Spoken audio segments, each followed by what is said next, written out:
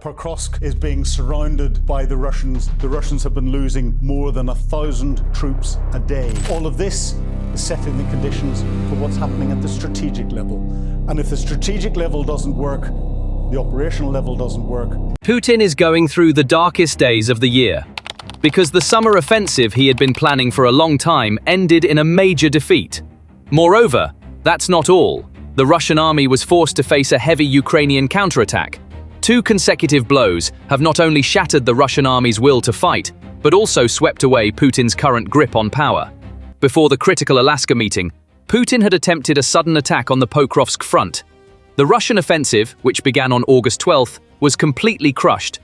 In just 2 days, the Russian army suffered a heavy defeat in a major offensive. Now, the breakthrough that Russian President Vladimir Putin was hoping for on the Donbas front has not materialized. Moreover, this failure was a harbinger of the storm to come. The side that suffers defeat in a counterattack is doomed to face a counterattack from the enemy. That is exactly what happened. When the Russians' major Donbas offensive ended in disaster, Ukraine launched a heavy counterattack. The Pokrovsk front was cleared of Russian troops.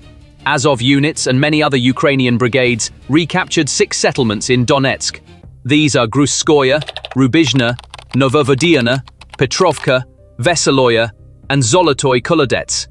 The recapture of these settlements completely shattered Russia's occupation plan in Donbas, and the territorial gains became concrete evidence of this collapse. So why didn't Russia's plan work this time? The answer lies not in where and how the troops were deployed, nor in which intersections were controlled by whom, but in when and by whom the urban cleanup was carried out. Ukrainian President Volodymyr Zelensky confirmed that they had achieved results on the 2 most difficult fronts, Dobropillia and Pokrovsk, for 2 days in a row. In his message, Zelensky said that he had listened to the report from Chief of General Staff Alexander Syrski and that the front line was generally holding.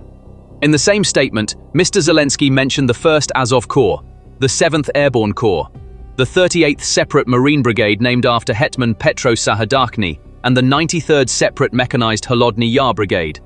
He also emphasized that the prisoner stockpile, which he referred to as the exchange pool, had grown.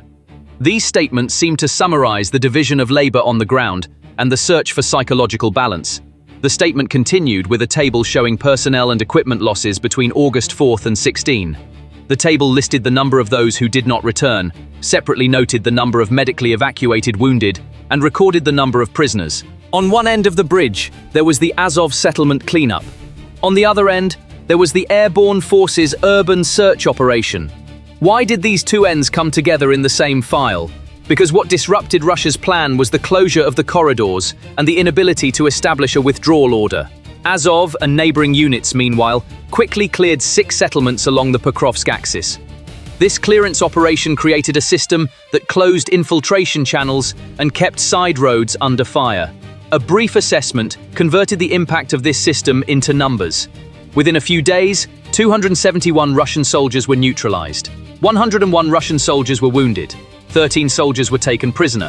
1 Russian tank, 2 armored vehicles, 3 artillery systems, and 37 vehicles motorcycles were destroyed or severely damaged. This package alone demonstrates that the corridors used by Russian forces in Donetsk have been closed, and that attempting to reopen them would come at a high cost. The source of this package is also clear. Open source reports and announcements from the field shared the same list. Global media data reported that the Ukrainian army's penetration of Russian lines had extended from 10 kilometers to 23 kilometers. These successive developments have put the Russian army in a truly tragic position in the region. Another breaking point in the collapse of Russia's offensive plan in Donbas, particularly in the Donetsk region, was the capture of prisoners. The accounts of 3 Russian soldiers captured in the Pokrovsk direction provided stark evidence of the nature of the attack. According to the accounts, at least 70% of Russian troops advancing through forest strips during the approach were unable to retreat. This percentage represents the total of those eliminated, the majority of the wounded, and those who surrendered. The pattern relied on pushing forward at any cost, with small assault groups.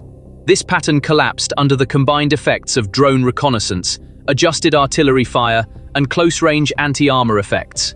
A withdrawal order could not be established. The same group that had advanced was caught in fire again before it could regroup. This is why the figure of 70% prisoners is significant.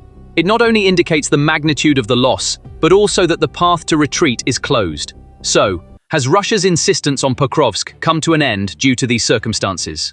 Putin is a stubborn leader who enjoys making mistakes. The Russian High Military Command is just like Putin. For this reason, the Russians have not given up on suffering losses in Pokrovsk and trying to gain something from this region. The Russian side has deployed more than 110,000 military personnel to this axis. Russia's goal was to adapt better to the region and gain the upper hand in the clashes by outnumbering the enemy. The fighting has intensified 10 to 15 kilometers north of Pokrovsk. The 51st Combined Arms Army has been reinforced by the 37th Independent Motorized Rifle Brigade of the 68th Army Corps of the Russian Federation. This reinforcement has turned into some suicidal attempts in certain areas. Behind all this pressure was Russia's political calendar-driven quest for a showcase. Following the Alaska talks, the Russian side was likely seeking a positive outcome. However, the recent performance of Russian forces on the Donbas front lines ended fatally in the Dobropillia region. The analogy of main arteries being cut off found its place in the narrative of this battlefield. The process was concluded with the clearing of forest strips and intermediate locations. The protrusion that grew with deep state warnings turned into a closed file within a few days. This series widened the gap between the plan and the reality on the ground. As the closure accelerated, the Russian army's large offensive lost ground. Regardless of political rhetoric about the collapse of the Russian plan, this is a tactical, operational reality. Ukrainian forces used counterfire and unmanned systems together to maintain uninterrupted pressure on mobile targets in this section. Counter-battery fire limited the movement of artillery units and put the protected supply lines of armored units at risk. The containment of infantry assault groups in forest strips was made possible by the cooperation of close air reconnaissance and ground surveillance units. This cooperation shifted the battlefield equation against the attacking forces and resulted in additional losses during the withdrawal and disintegration phase. The final picture along the Dobropillia-Pokrovsk line demonstrates the effectiveness of Ukraine's flexible, repetitive, and reconnaissance-supported defense structure. This picture also reveals the weakness of Russian planning, namely the difficulty of synchronizing different units in the same salient in a short period of time. From Ukraine's perspective, this outcome has had an effect as significant as direct territorial gains, undermining the narrative prepared by the adversary. The mention of formations, such as Azov, the 7th Corps, the 38th Marine Brigade, and the 93rd Holodny Yar, underscores the collective nature of this effect. Given the rates reported by Russian prisoners, personnel losses are expected to have a shock effect at the local command level, leading to a slowdown in the pace of the offensive in the coming days. This slowdown will allow the defense to comfortably implement the clean-up fortification surveillance triad and create a new window for a counteroffensive. The factor that makes it difficult for elements withdrawn from the defense lines around Pokrovsk to return to the same lines is continuous harassment and fire pressure. This pressure targets logistical nodes and advance corridors simultaneously, delaying the re-establishment of plans. When combined, the data on the ground indicates that Russia's rhetoric of a major offensive has failed to produce results at the local level and has turned into a retreat on the Pokrovsk line. This transformation is important from an operational narrative perspective because successful defense in difficult areas increases the cost of subsequent offensives and increases the deterrence factor. The Ukrainian side has disrupted the enemy's force concentration plans by spreading its destructive power across a wide front rather than concentrating it in a single point in order to increase this deterrence factor.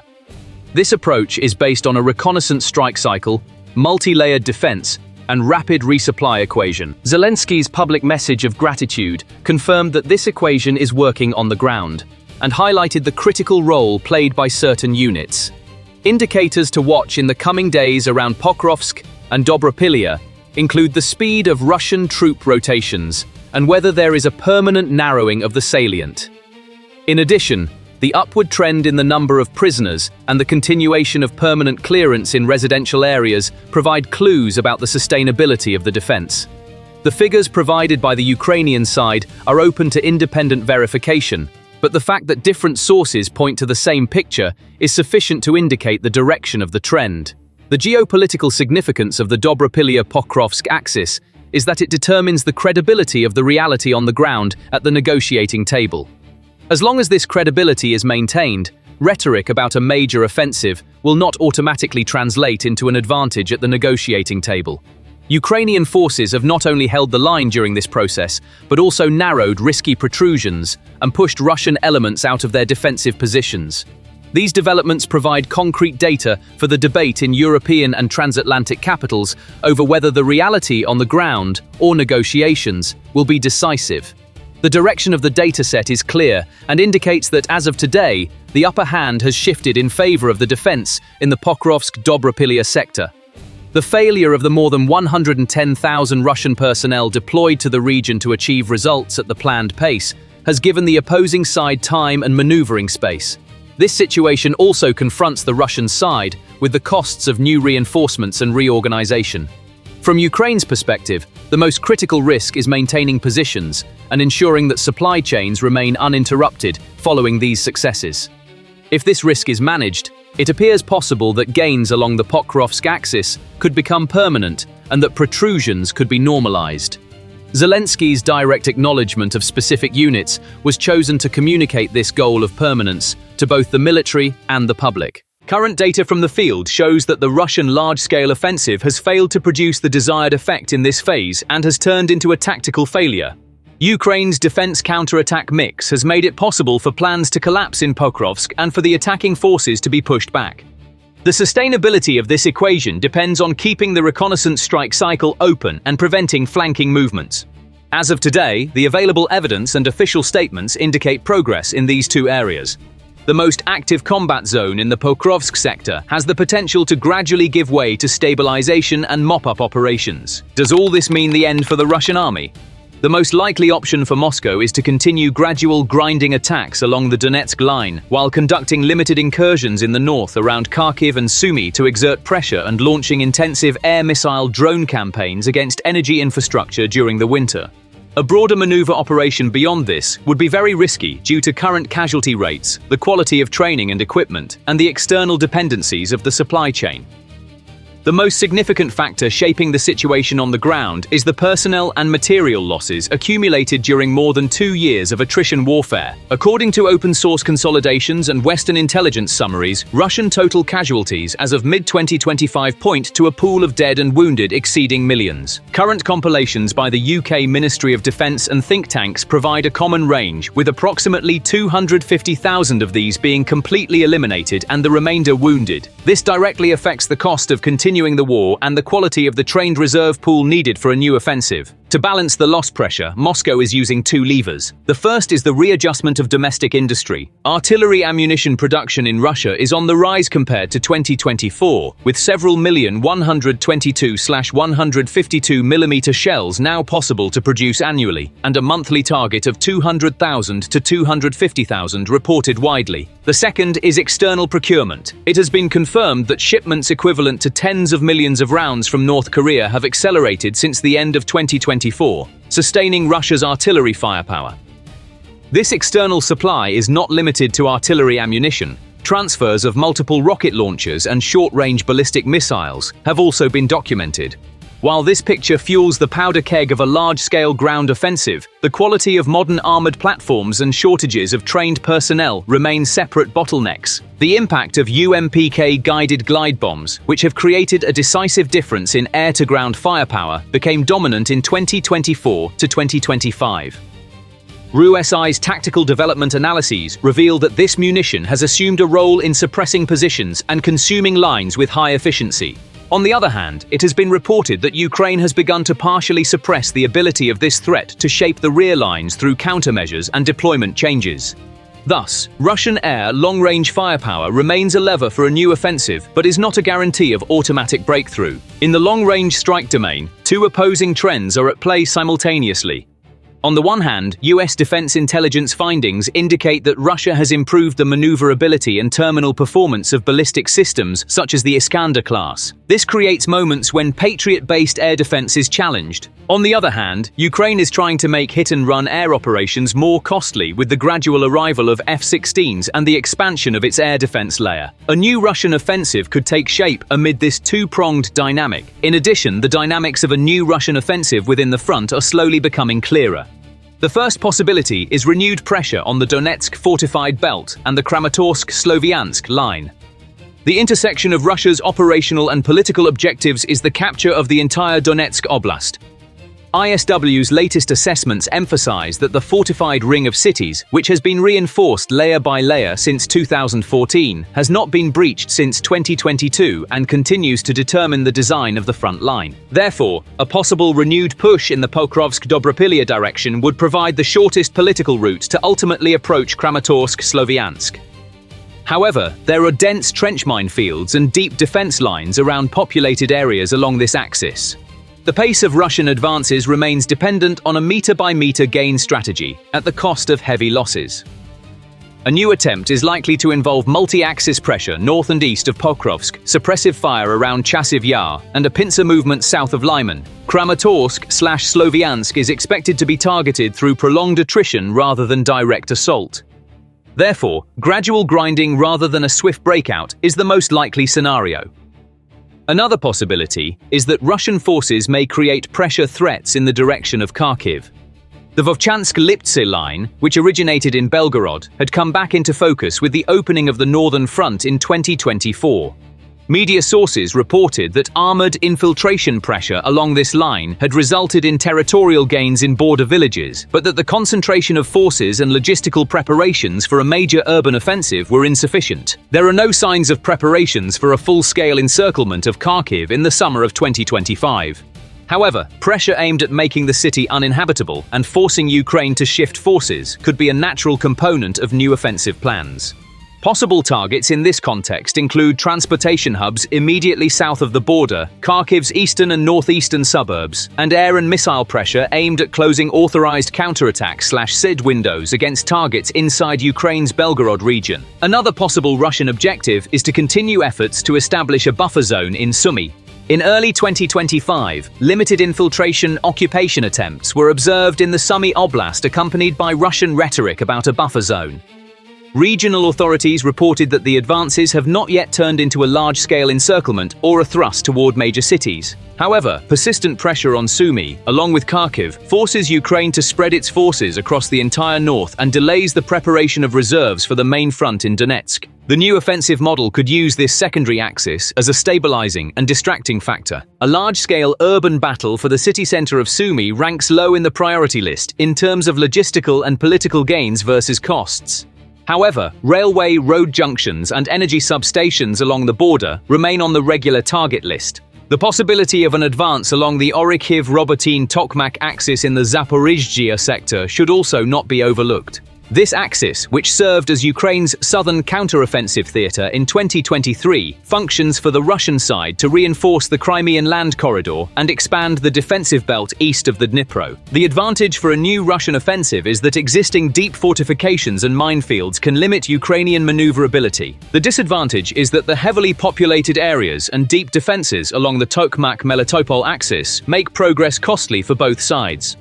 The approach of narrowing positions and keeping Ukraine's supply routes within artillery range, using a stepping stone logic, may continue along this line. Larger targets further inland, such as the city of Dnipro, are not realistic for ground forces in the near term but will be continuously pressured by missile drone attacks. On the final axis, there are bridgeheads on the opposite bank of the Kherson Dnieper. A large-scale crossing operation on the left riverbank section of the Dnipro would require significant floating bridge capacity, simultaneous CAD/CAD, and high-tempo close-air UAV cover. Given Ukraine's sensor fire depth along the river, the Russian side would need to manage such a large-scale crossing operation with surprise and accept losses. Therefore, the Kherson axis remains secondary and opportunistic for a new offensive, with low likelihood of expansion beyond local bridgeheads and island coastal raids. We see all these possibilities. Ukraine is also likely aware of new Russian threats. However, if Kyiv manages to maintain the advantage it has gained in Donetsk, particularly along the Pokrovsk-Dobropillia line, this will have a positive impact across all fronts. This is because the Russians will face shortages across all fronts, from Kharkiv and Zaporizhzhia to Kherson, in their efforts to reverse the deteriorating situation in Donetsk. Thank you for watching.